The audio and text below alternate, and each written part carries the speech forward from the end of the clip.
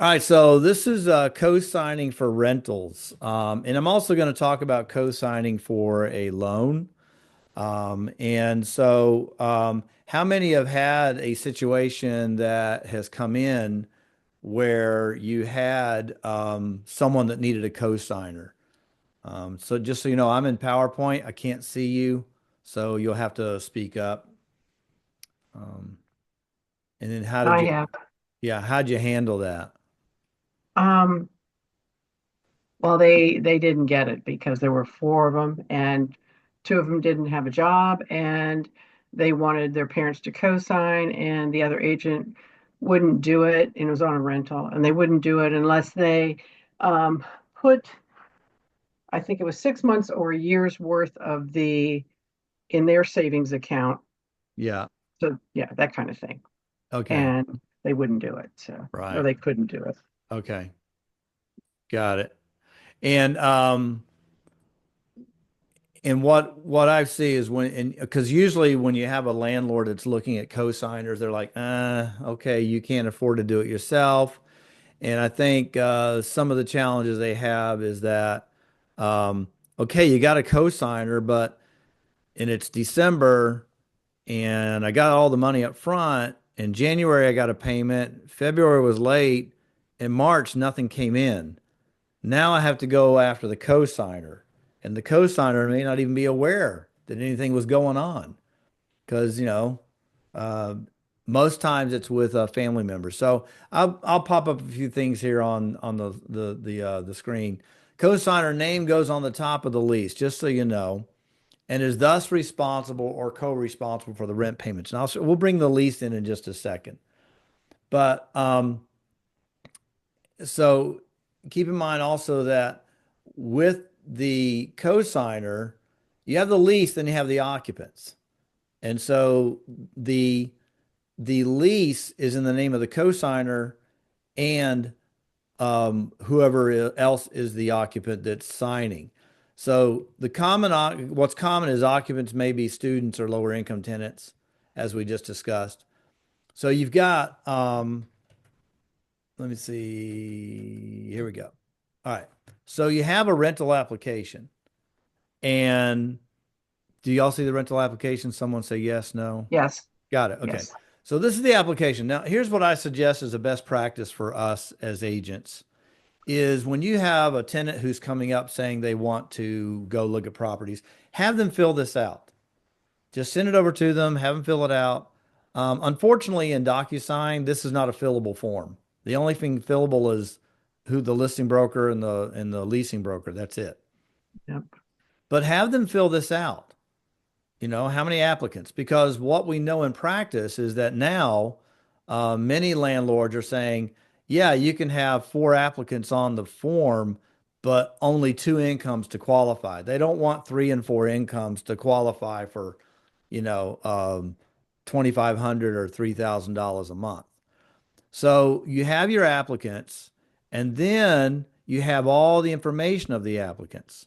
On this application, down a few more, then you have other occupants of the premises. In this application, these are not the applicants. It's the four applicants above or two applicants plus anyone else that's coming in. So the occupants are not necessarily responsible for the rent. But in a co-signing situation, the co-signer must be one of the applicants. Okay? Any questions on that? So the cosigner has to be someone that's going to be living there. No, Oh, no, okay. I thought you said it has to be one of the applicants. no. They have, yes, they're applying, but they're not an occupant.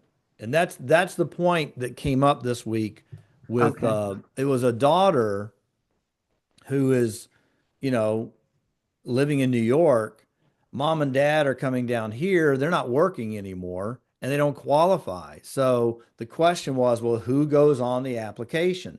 So who went on this application here was the daughter, but the applicants were her parent. I mean, the occupants were her parents. Okay. So that person is actually leasing the property for the occupants being her parents. What usually is happening is applicant one would be daughter, let's say it's the reverse. It's usually a daughter or son that needs help.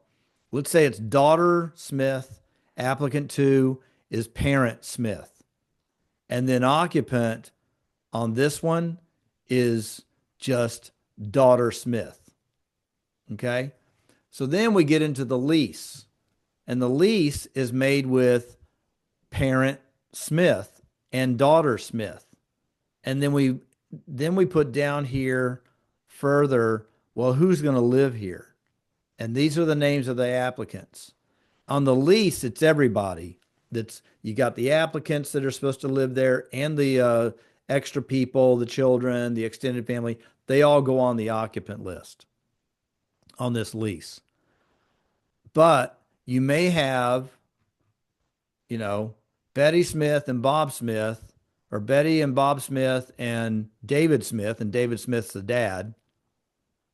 But down here, it's Betty and Bob Smith and their children or whoever else, but dad's not on here. So there's not a whole lot um, to go through on this, except that's the main difference when you're doing a lease with someone that's co-signing who is not going to live there. So that's pretty much the main point of that. Any questions on that? I, I know I'm a little thick today, but so what I'm hearing you say is on the very top part of the lease, then it's going to be, um, let's say it was the daughter who needs to have a cosigner. So it would be the daughter and then the cosigner parent. Is that correct? And then Yes. whoever's living in the house goes down under the occupants. Yes. Okay. On the application, that would be then the same way. Yes. Application. Who's applying? Because the applicant is the one they're going to put through the grist mill here. Okay. Okay. Dad And do Smith is, I need to know how Dad Smith is financially. I need to know how Daughter Smith is. If Daughter Smith's got a job, yeah, you're putting her on here. She's got mhm, credit, you're putting her on here. But Dad Smith is also on here, though he's not going to be an occupant as a cosigner. as a Is there cosigner. is there any issue with it? Because I came across this as well. Is there any issue if they are out of state? No. Because if they're in state, they tend to be more lenient about allowing them to have a cosigner True. as No, that's opposed to true. if the co. Because the landlord's like, I want to be able to get a hold of him quickly. Okay. But because of everything that you guys have mentioned, this is one of the reasons the tenant landlords many times say, I don't want a cosigner. Hmm. I want to know I can walk up to the door, this is where they are, and I need a check from you. Okay. So this is But assuming they accept it. yeah, Accept assuming you it. Okay. accept it for sure. Okay. Okay. All right. So back to let's get into then cosigners for buyers. I thought since we were on here with cosigners for tenants, we might talk about buyers for a second too. So this is the same type of thing. I've got a cosigner, and the cosigner is not the primary recipient of the money. They're not the primary buyer or borrower. All right. But it's kind of a joint credit in that the cosigner is standing in the wings in case the primary borrower doesn't make the payments. So in a co-signing arrangement, the primary borrowers are the one getting all the money. It's going into Bob and Betty's bank account, and Daddy's bank account doesn't get this money, but he's the co-borrower. He's a co-signer of the loan. Okay. And then if they don't pay it back or they start missing payments, the bank goes straight to the cosigner and says, we need money from you.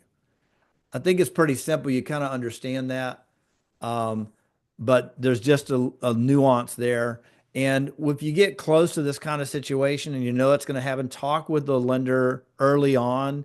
There may be certain differences in what you would call interest rates, fees, and things like that that they may require because now you got a co-borrower going on. And Hey, then, yeah, go ahead. sorry.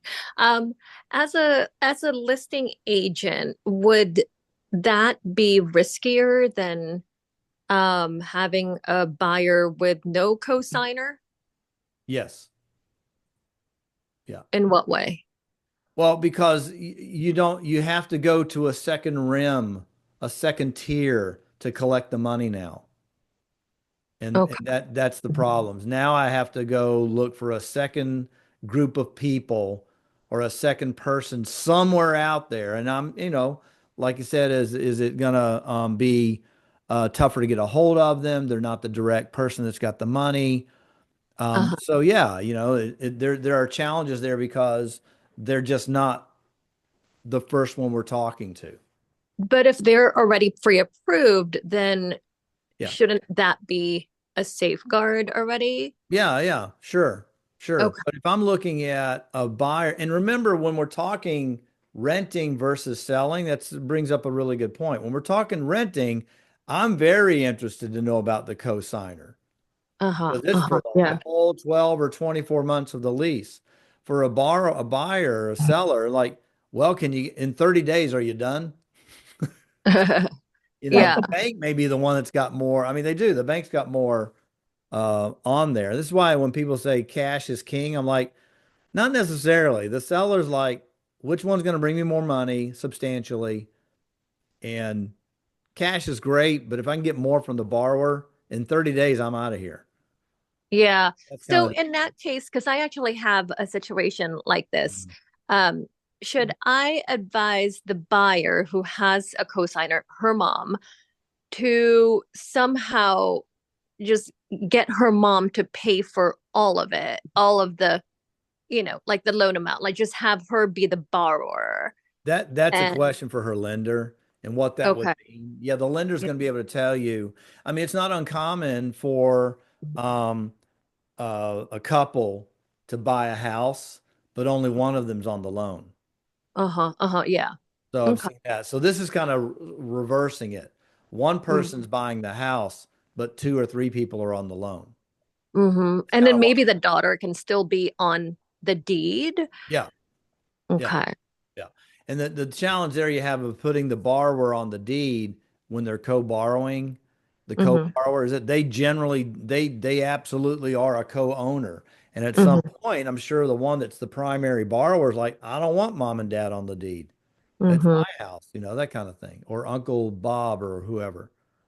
Mm-hmm. So Okay. co-borrowing, it's similar to co-signing, except both individuals receive the loan. This is our common, what we have here, mostly with couples that are buying a house.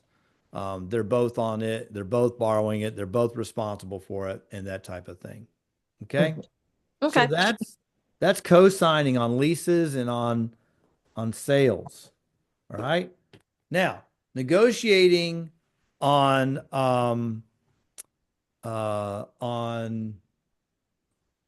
stop that one. Negotiating on seller can on a not on void only. I'm going to share uh, this right here. And so we're talking about I have a home inspection and I have selected the void only, and someone says, "Hey, um, I know we said void only, but this is a, can you do that in this loan? Can you do that?" Scott. Yeah. Yes, Yeah, you can. Yeah. contract. You can renegotiate any Yeah. term at any time Anything. up until closing. Seller may not like it. It's usually the listing agent that doesn't like it. Well, you said, yeah, I know. I know what I said. But here's what I tell people when I have a void only. I like a void only. But what I like is that I'll tell them, say, look, it's void only. I appreciate it. But look, if you're walking on something and it's only one thing or two things, please call me back. Yep. I want to, let's work this out. Um, and so, Anthony, yeah, go ahead. that's something that I do, particularly if the buyer agent, if I look them up and they're, let's just say, less experienced, I don't want them telling their client who may not be house savvy or contract savvy that, oh, your only choice is to walk away or accept this. Right, So if it's something that nobody knows about and it raises to a level of voiding concern, right. pick up the phone and call me, and because particularly if it's something significant, because if they walk away, you're going to have to deal with it the next time with the Yeah, next for buyer. sure. You are. And that's the whole thing is like, don't let them walk away if it's something. Because now we're at least what I'm seeing, we're at least 5 to 6 days in to a 30-day or 28-day closing. So um, if they void, I'm starting all over again. And at this time of year, a lot of properties do not have multiple offers and let me go to number two buyer and all that kind of stuff. But here's what I want to point out. If you do that, remember, technically, you're supposed to void in your fifth day. That would be, let's say that we ratified today and we got 5 days. I'm either in or out on the fifth day, the 11th of December now, because today's December the 6th, and I'm saying 5 days. In paragraph two, I have a negotiation period, and then if we don't work something out, I have a buyer's election period. I am technically out of contract once this goes past the 11th. Either I'm in or out. So your discussion with your listing agent is going to have to be, hey, um, I know I'm on this deadline, but can you give us a day or two to negotiate this one thing? And I've done it before. And I've gone in and said, hey, look, they love the house, the HVAC needs attention, and they don't have nine or $10,000 to fix this. All their money's coming into the house. Could the seller get this fixed, or could the seller pay some closing cost assistance? Because then it reserves their money to go install it themselves. If they say so, then I just put this together and we do a credit. And I would rather you do a credit, and this is from my training classes, so I'm not saying this is what you would have, but um, you would just say on the inspection contingency removal addendum, you would have, if you're getting a credit, you'd have this form and an addendum that is changing to the seller will provide a seller credit. What you could do on this home inspection contingency, say, in lieu of any repairs, purchase seller will provide a credit of $8,000 to the buyer, which will be executed in a separate addendum. Then you have the other addendum. It's important to be clear on stuff like this. The seller needs to know I'm not just signing this and suddenly I'm on the dime for this $9,000. Or the buyer knows this, that you are getting your contingency money if they sign this, that you're waiving it. Okay. So sometimes people will have this waived and then they'll have another document, but they don't mention that document and this document. And there is a risk, however minutia it is, that, hey, you signed this one, I'm good to go. Because technically it's good to go when they sign this and say, um, you're going to give me, you're going to fix these items. Because sometimes you have fix these items and give us a $10,000 credit.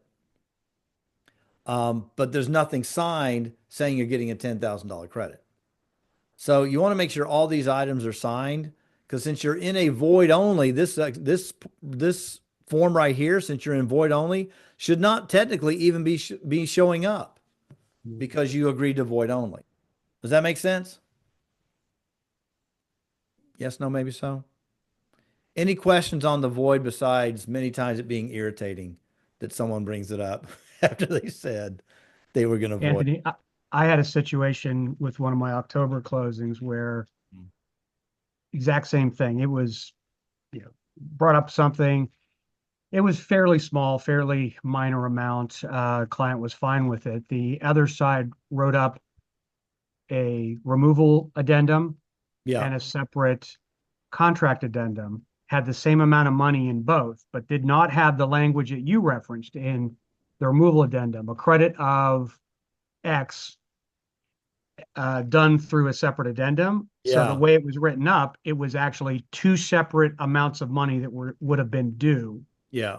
So just be mindful when, words matter when you're talking about contracts and addendums, and make sure that they actually mesh Yeah. with what you're trying to accomplish. That's a real good point. And I'll reiterate what we talked about in yesterday's Maryland class, that when you are in the inspection period and you're getting a fee, you're getting a credit, that in your follow-up addendum to that inspection of getting that credit, it's an additional credit. But don't say the seller will provide an additional $5,000 credit. If they're getting, say they're getting 5,000 because you negotiate on getting a $5,000 closing cost assistance, then you have your home inspection. And now you're coming back and saying, oh, we're going to get another $3,000.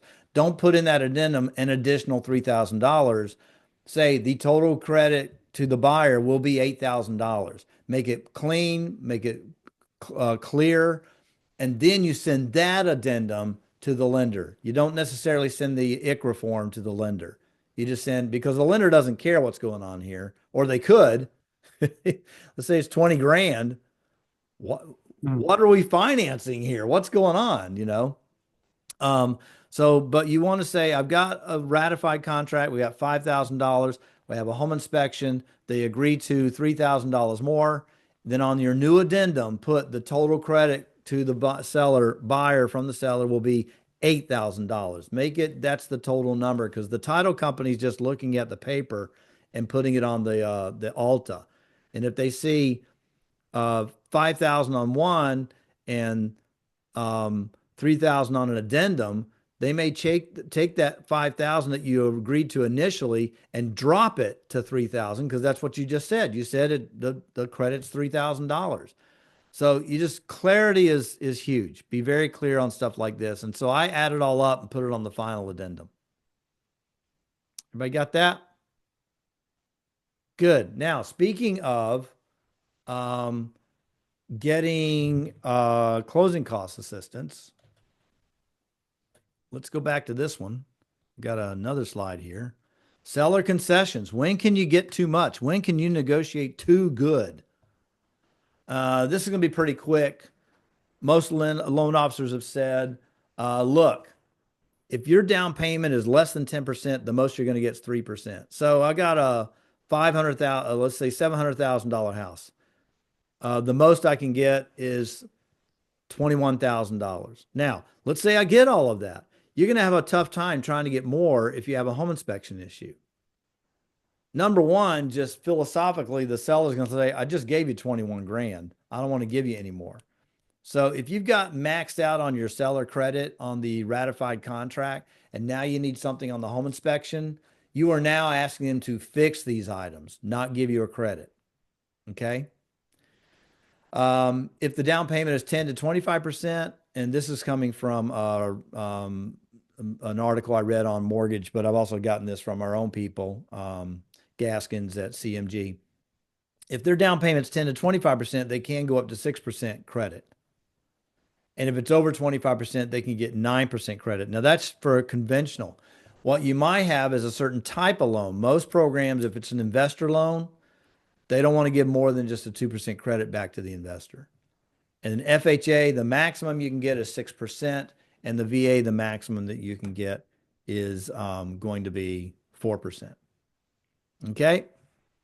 Any questions on those items? Anthony, I have a question. Where would the money what for would the money be applied if it's 25 or 20 or 25%? I guess 9% seller subsidy. That's like where are they applying this money?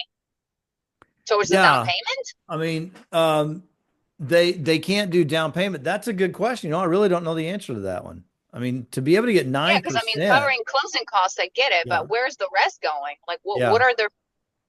Yeah, I think you can. We've had this discussion where, okay, I've got a lot. How do I keep putting this out there? I would submit you plop it down on points. I was going to. The point, I know you can prepay taxes and HOAs for a certain amount of time, but like 9%, that's. I know. I've never seen help 9. me with the down payment. Yeah, I've never seen 9, but I have seen 6.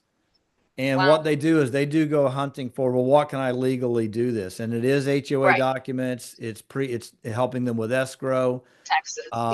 Yeah, it's also paying points. And this is where I would. In my case, they pay credit card. Like they pay off their credit card. Oh, okay. Yeah.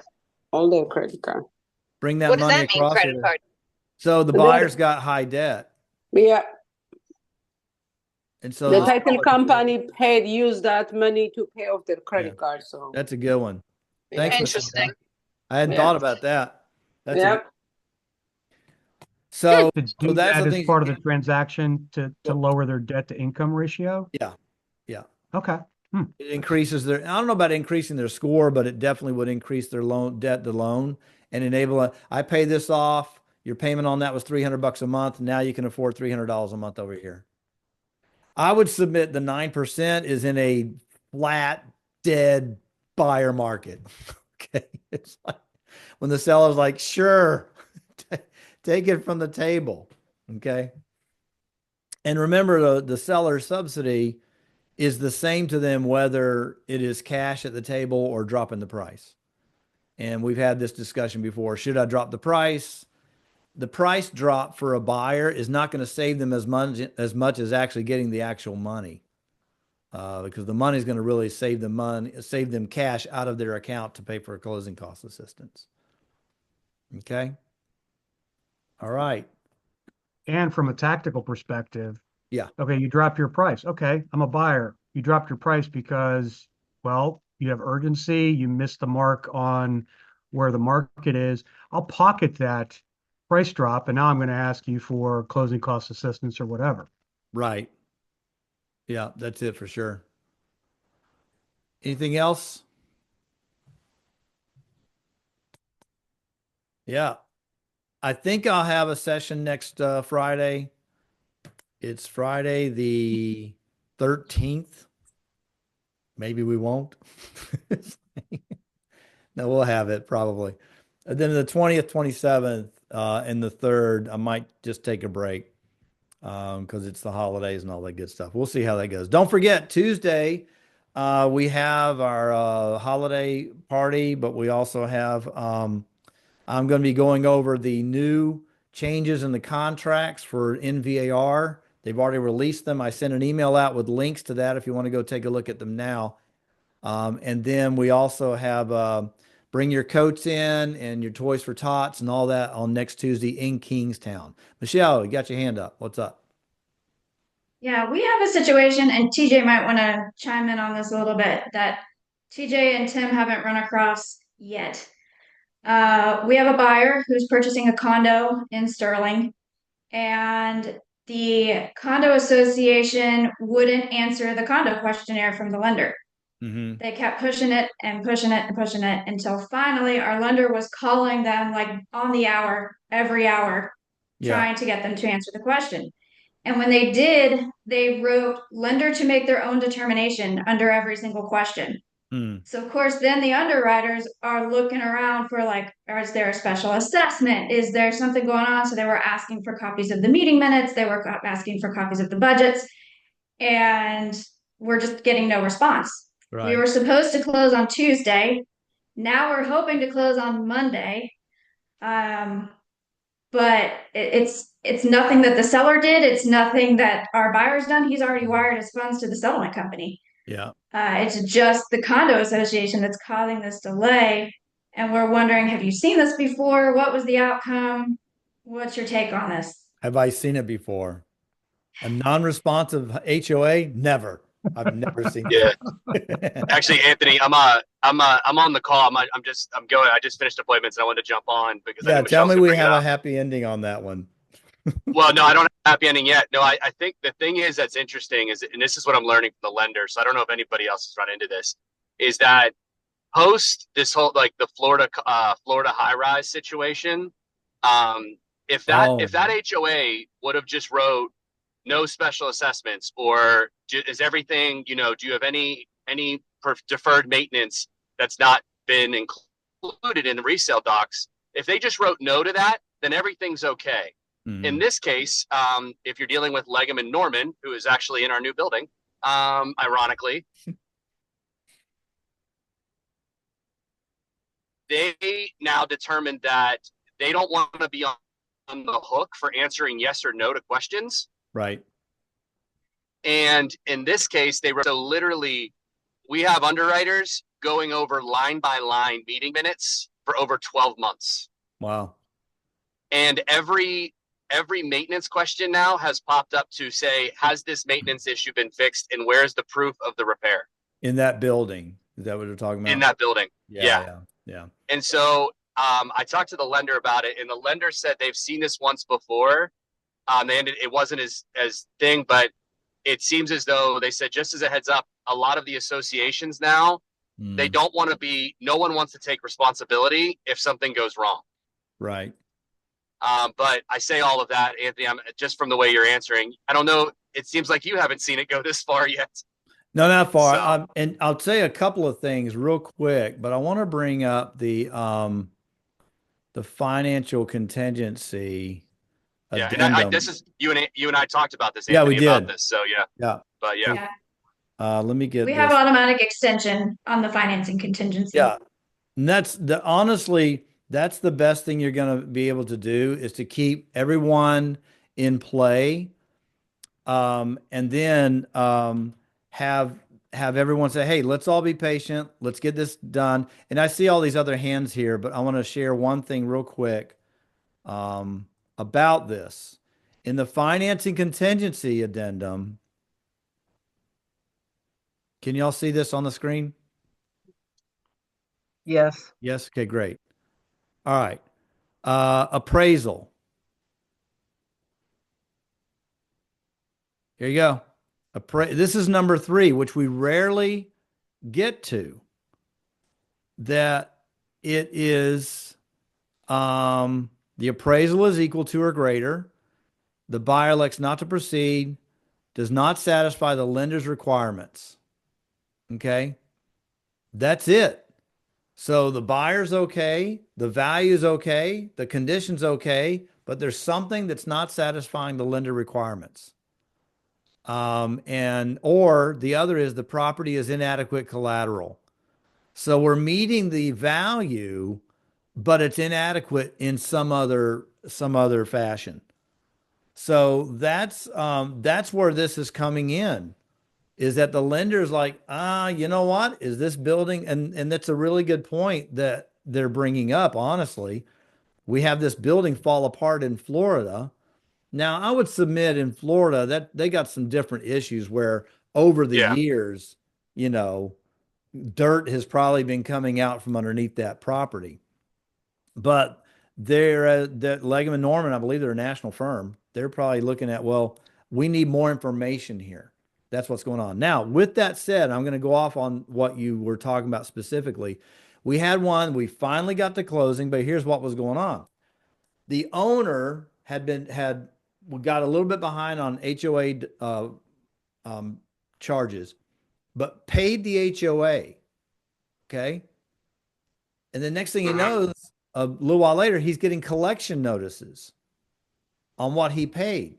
He showed all the evidence he had paid. And what had happened is the HOA did not send it to send the evidence of the payment to the management company. And the management company was sending the seller collection notices because they said, we never got it from the HOA. That's I'd never heard of that one before. The HOA received it, but was not sending it to the management company. And the management company was holding the title the seller on the dime for the money that they had not received from the HOA. That's a whole nother one. I had never seen that one before. Oh yeah. So that's one thing there. Okay, I see a hand for Christine's, and I thought I saw another hand for someone else. Christine, what's your question? She's still on the phone? Can you hear me? I can hear you now. Yeah. Okay. Yeah, so I actually texted you this, but this is the second time in a week that my clients have emailed me this, different clients. It's basically a price excludes land listing on Zillow. What does that mean? Does that mean it's just the build, like the cost of the build, and they would have to pay for the land, or is it something? That's what it sounds like. I would just ask the owners, like, so are you saying you're selling me the building, but that's what ground rent is. And if you do Maryland, Maryland has the ground rent there. We have it in our contract too. But usually it's for manufactured homes, mobile homes. I Yeah. own the property, but I'm renting the land underneath it. So they'll just have to find out from the seller. Well, Um, this is in Arlington, yeah. 22207. And I mean, even like it's, for instance, it's for $995,000, but it's like this huge new build. I mean, I can't imagine it just Yeah. going for 997. It So, might mean that, yeah, what we just said, it may be that you're buying the unit or whatever, but the land is being leased that we built on. That's a lot of co-ops are that way. They're leasing the land, the 5 acres to build all these buildings on, but there's an uh, underlying ground rent that's being paid. but this is for a single family The home. same thing. It could be the same thing. So you just got to talk with the seller and say what's going on. But it sounds like a ground rent, which usually is not with a single family or a townhouse. It's usually mobile homes. Okay. Okay. Yeah, I'll talk to the seller. Yeah. Okay. You. All right. That's a good question. Anybody else? Anthony, the Yeah. NDR's change to the listing Yeah. representation agreement. I looked at that. Do they have a red line version? Do they ever do like so you can see actually where the changes are without having to do a read through No, I'll show and you what they don't have a red line version, but I'll show you okay. how you can get around that. Um, As I know it references how the changes to compensation, the ways to structure that. right, And I was reading it late at night and I said, I'm not even going to try to figure right. out what the change All right, is. y'all see this website here? All right. You go to standard forms under law and ethics. Okay. Are y'all still with me? Do you see standard forms and revisions on the screen now? Yes. Yes. Okay, great. So then you scroll down. These are all the revisions over time. So what they're looking at is the listing form for 25 right here. And I think this has the listing. You said listing, correct? Yes, he did. Yeah. So here's the one before it. So you would be able to click this one open, and I know it's a little laborious, um, and then see what they changed on that.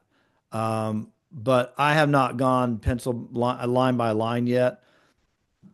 They usually tell you right here, broaden options for broker compensation. I looked at it, it looks the same, so I got to see what exactly did they do. But you also see that they removed the variable rate compensation option. So that's now been removed. Yeah, my issue was with, figuring out what's in sub A, Yeah. just without having to read through it line by line, which Yeah. we're going to have Could to be do. both. So It would we can compare somewhere notes. somewhere in 6 and 7 is where they've made a change, and I'll have to open that up, see what it looks like. Okay. All right. Anything else? All right.